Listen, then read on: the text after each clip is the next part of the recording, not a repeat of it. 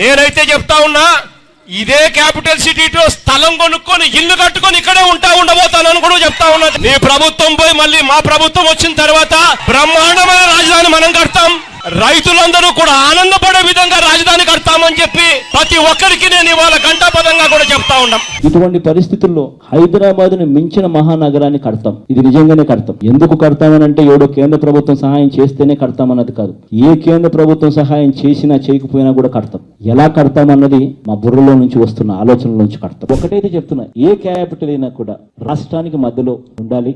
ఎవరు ప్రయాణం చేయాలన్నా కూడా ఇబ్బంది పడకూడదు.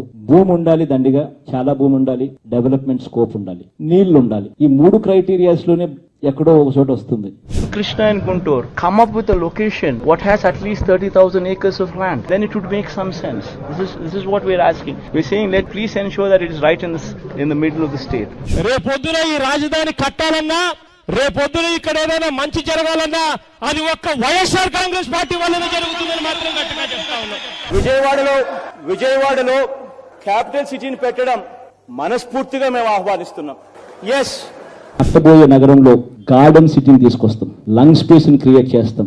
లంగ్ స్పేస్ ని క్రియేట్ చేయడమే కాకుండా గార్డెన్ సిటీగా క్రియేట్ చేయడం కూడా ఆ క్యాపిటల్ సిటీ చుట్టూ ఒక యూఫోరియాను క్రియేట్ చేస్తాం. సిటీ అన్నది one part of the story.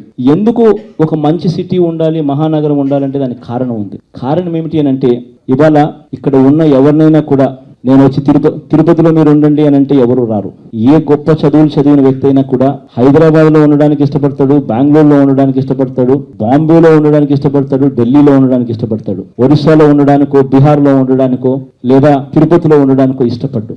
Andhra రాష్ట్రానికి బహుశా 3 క్యాపిటల్ వస్తాయేమో. Executive capital, legislature capital,